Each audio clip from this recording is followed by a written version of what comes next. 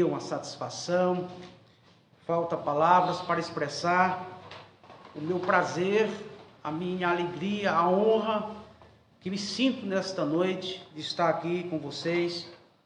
Me sinto honrado. Leandro me convidou com antecedência, eu acredito que foi estratégico para a gente não ter desculpa, né, Leandro? Porque às vezes convida em cima e de repente a gente tem compromisso. E ele me convidou assim com a antecedência, já para a gente não ter para onde correr, né? Então, eu falo por mim e falo pela minha esposa, que para nós é uma satisfação estar com vocês aqui, né? Estava meditando hoje à tarde sobre uma palavra, aqui uma palavra curta, né, gente? Palavra de 10, 15 minutos aí, no máximo 20 minutos, não vai chegar até isso aí, né? Não quero citar nomes aqui, porque eu acredito que tem muitas pessoas nos assistindo agora, pessoas amigas nossas, pessoas conhecidas, né? Ovelhas atuais, ex-ovelhas, né? E eu não quero citar nome, porque são tantas pessoas, mas de coração, obrigado pela presença, né? Por vocês estar nos assistindo. Eu quero ler um texto da Bíblia Sagrada, um texto muito conhecido, é muito conhecido. Alguém pode pensar, pastor, mas o senhor poderia ler um texto aí que a gente não conhece, mas não tem, né? A Bíblia contém 31 mil versículos, e qualquer versículo que eu ler aqui, a maioria que está me assistindo agora já conhece, né? Está aqui o Leandro à minha esquerda aqui, qualquer versículo que eu ler aqui, né, Leandro? Você vai saber. Então, a questão aqui hoje não é conhecimento, é revelação. Nós precisamos de revelação, né? Tem pessoas que dizem, olha, eu conheço a Bíblia toda, a Bíblia tem 31.173 versículos, e eu conheço tudo. Você conhece a letra. Eu estou falando hoje de revelação, né? Por trás de cada versículo da Bíblia, tem uma revelação, tem uma verdade escondida. Ler a Bíblia é como garimpar, né? Há por trás de cada versículo verdades absolutas, verdades imutáveis, verdades que são reveladas pelo Espírito Santo. A palavra de hoje está em Mateus 11, né? Como eu disse, é um texto muito conhecido. Mateus capítulo 11 e o versículo é o de número 28, né? Eu acho que nem precisa abrir a Bíblia, porque os irmãos já sabem de cor esse versículo, né? Mateus 11, 28, Jesus disse para nós aqui hoje, nesta noite, vinde a mim, todos que estáis cansados e oprimidos, e eu vos aliviarei. Há muitas verdades inseridas ou contidas nesse versículo. Mas eu quero começar essa palavra tão simples, dizendo o seguinte: nós temos aqui uma chamada universal. Tem um grupo por aí, que eu não vou citar nome, de repente tem até um membro deste grupo por aí, dessa visão teológica, que diz que Deus escolheu uns para ir para o céu, e escolheu outros para ir ao inferno. Que Deus fez uma seleção, e uns Deus destina para o céu e outros para o inferno, e que algumas pessoas não têm o direito de escolha, né? É Deus que determina, é Deus que escolhe. Mas eu fico com esta palavra de Jesus: vinde a mim todos. O chamado universal de Deus é para todos. Todos os seres humanos são chamados por Jesus para ir ao céu. Vinde a mim todos. Imagine uma pessoa chegar até Jesus e dizer: Jesus, o Senhor está me chamando? E Jesus diz: olha, eu estou chamando todos, mas você não foi escolhido, não tem como você ir para o céu, porque você não faz parte dos escolhidos. Todas as pessoas que ouvem o chamado de Jesus e vêm até Ele, essa pessoa é escolhida por Jesus. Ele está dizendo: vinde a mim todos, vinde a mim todos. Isso é uma chamada universal. É bem verdade que essa chamada é só para os cansados, é só para os carentes, é só para os necessitados. Jesus aqui não está chamando pessoas que não precisam dele. A chamada não é para aqueles que não precisam de Jesus. Eu não preciso de Jesus, eu não necessito de Jesus. Aqui é uma chamada, primeiro, universal. Segundo, é uma chamada para aqueles que sentem que precisam de Jesus. E Jesus está ecoando a sua voz através da sua palavra hoje no mundo, dizendo: vinde a mim todos. Se você é um descendente de Adão, se você é um descendente de Adão, esta palavra é para você. Vinde a mim todos. No passado eu ouvi algumas mulheres cristãs dizendo o seguinte: olha, eu sou casada há 20 anos, 30 anos, e eu acho que meu esposo não é de salvação. Essa palavra não é de Deus. Não existe esposo de salvação ou não de salvação. Deus quer salvar todos os homens. Deus quer salvar todas as mulheres. O chamado de Deus é universal. Vinde a mim todos, todos, todos. E aqui diz: os que estão cansados, estão oprimidos. E Jesus faz uma promessa: eu vos aliviarei. Eu quero continuar essa palavra te fazendo uma pergunta sobre este texto que nós lemos aqui hoje. Você já atendeu o chamado de Deus para a sua vida? Você já atendeu o chamado de Deus para a sua vida? A segunda pergunta é: você que já atendeu o chamado de Deus para a sua vida? Segundo, você já descobriu por que Deus te chamou? Você já descobriu qual é a razão de Deus ter te chamado? Ou você acha que Deus chama o homem para nada? Toda vez que Deus chama o homem, Ele tem uma razão para chamá-lo. Toda vez que Deus chama o homem, Ele tem uma razão para convocá-lo, para chamá-lo. Deus não chama o homem só por chamar. Toda vez que Deus chama o homem, Ele tem um propósito. Se você olhar em toda a Bíblia, você vai ver que toda vez que Deus chamou um homem, Ele tinha uma missão para este homem. Deus não chama o homem para ele ficar sentado sem fazer nada. Toda vez que Deus chama o homem, Ele tem algo para entregar para este homem. É como unção. Às vezes alguém ora assim: ah, Senhor, me dá unção. Ah, Senhor, eu preciso de unção. Ah, Senhor, eu preciso de poder. Aí Deus pergunta para você hoje: você quer unção para quê? Senhor, não pensei, só estou pedindo. Você que pede unção para Deus, você precisa entender uma coisa: Deus não dá unção para vagabundo. Deus não dá unção para preguiçoso que não quer fazer nada. Se você ler e folhear o Antigo Testamento, você vai descobrir que toda vez que Deus colocava unção sobre alguém, após esta unção vinha a missão, unção mais missão, porque Deus tem uma missão para todos que Ele dá unção. Então Deus está te chamando hoje para quê? Pastor, eu queria muito saber por que Deus me chamou, o que Deus quer comigo. Eu poderia ficar aqui 2 horas falando, mas eu quero enumerar pelo menos 4 razões. 3 razões, 4 razões, porque Deus chamou você, porque Deus está chamando você, porque Deus está convocando você, para que você faça parte do exército dele. Pastor, por que Deus me chamou? Por que Deus está me chamando? Atente, dobre sua atenção. Primeiro, Romanos capítulo 1, verso 6, diz que Jesus nos chamou para sermos dele. Quer conferir comigo? Romanos 1:6, lá está escrito que Jesus nos chamou para sermos dele. Você queria saber por que Jesus te chamou? Porque Jesus está te chamando. Ele te chamou, está te chamando para você pertencer a Ele. Isso significa que antes que você fosse chamado, você não era de Jesus. Antes que você aceitasse o chamado de Deus, você não era de Jesus. Você não era de Deus. Você só passou a pertencer a Deus quando você atendeu o chamado de Deus. É por isso que em Marcos 16, Jesus diz: ide por todo mundo, pregai o evangelho a toda criatura. Antes que o homem aceite Cristo como Salvador, ele é apenas uma criatura de Deus. Ele é uma mera criatura de Deus. Ele não é filho de Deus. Ele passa a ser filho de Deus através de Cristo quando ele aceita o chamado, Pastor, por que Deus me chamou? Porque Deus está me chamando. Romanos 1:6, para ser dele, para pertencer a ele. A Bíblia diz que Israel era uma nação peculiar, era uma propriedade peculiar de Deus.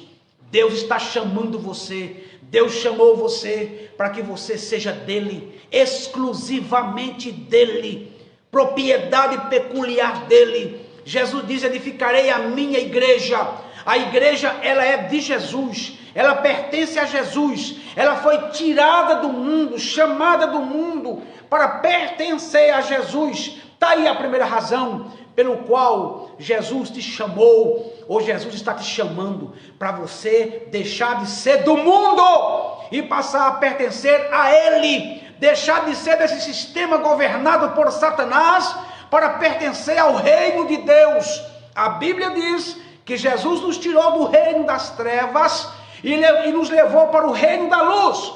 A partir do momento que eu saí do reino das trevas e fui para o reino da luz, que é o reino de Deus, então agora eu sou uma propriedade peculiar de Jesus. Pastor, porque Jesus me chamou e porque Jesus está me chamando? Ele está te chamando para que você seja dele, para que você pertença a ele. Aí você fala assim, ó, pastor Gilvan, mas Jesus não me chamou para fazer a obra? Primeiramente não. Jesus não te chamou para você fazer a obra dele. Primeiramente não. Jesus te chamou para você ser dele. Jesus te chamou, pastor, eu acho que Jesus me chamou para fazer a obra. Não, primeiramente te chamou para você ser dele. Você, antes de fazer a obra, tem que ser dele. Antes de fazer a obra, tem que pertencer a ele. Tem que ser propriedade peculiar dele, exclusiva dele. Pastor, eu achei que Jesus tinha me chamado para fazer a obra depois. Primeiramente, você precisa examinar a si mesmo e descobrir se você é dele. Se você entregou a sua vida nas mãos dele. Se ele entrou no seu coração e você pertence a ele, esse é o primeiro passo.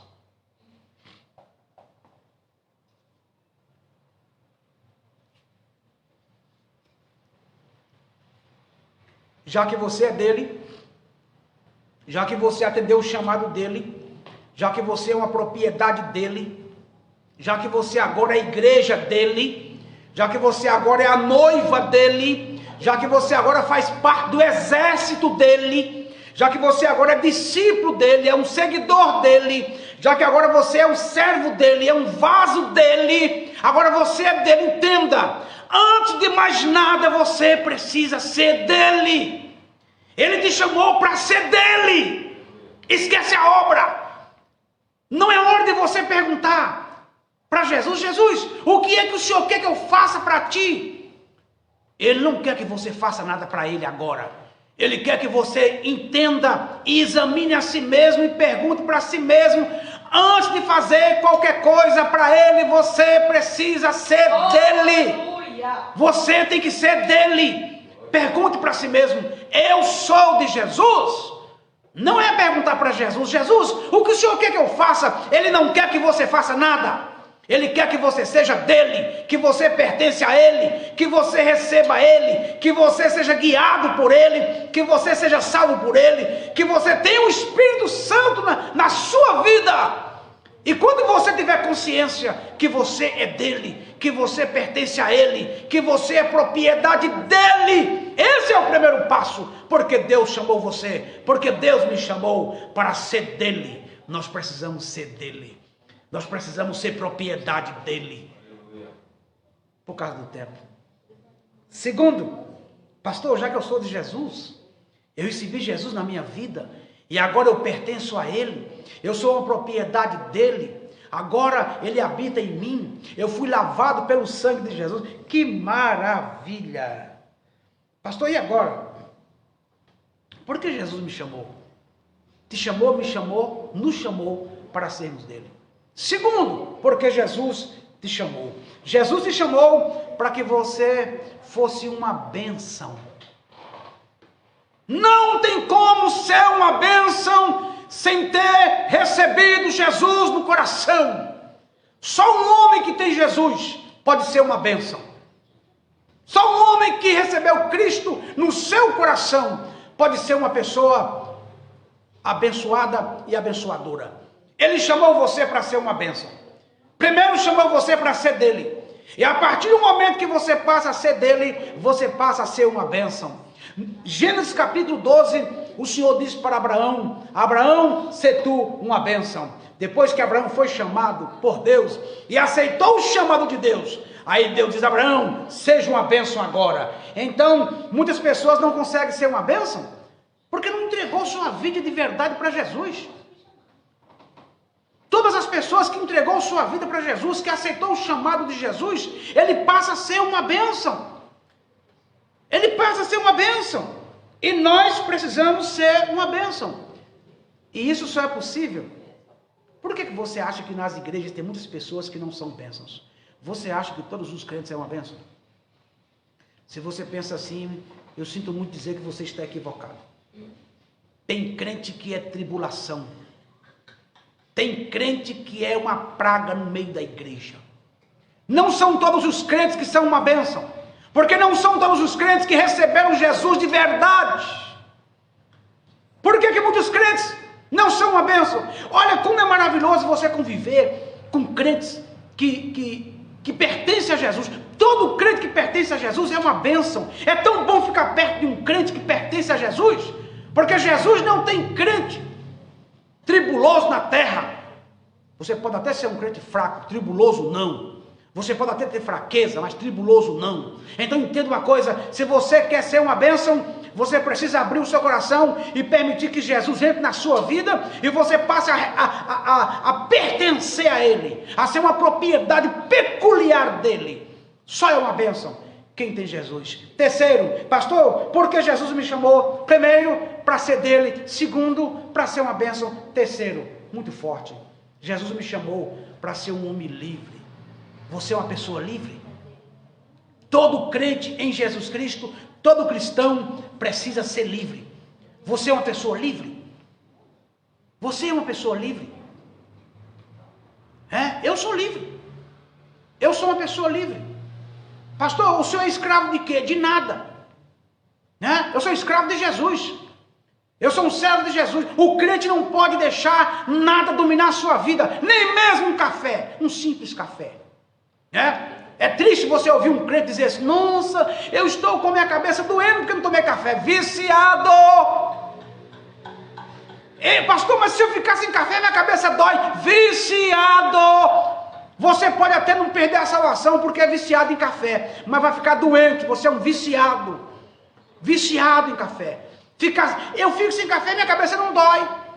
Tem crente que se ficar sem café fica nervoso, fica irritado. É como aquele fumante que fica nervoso e para acalmar tem que fumar, porque é viciado. É como um alcoólatra que para acalmar os nervos tem que tomar uma dose de cachaça. Nada pode dominar a sua vida, porque Jesus te chamou para ser um homem e uma mulher livre.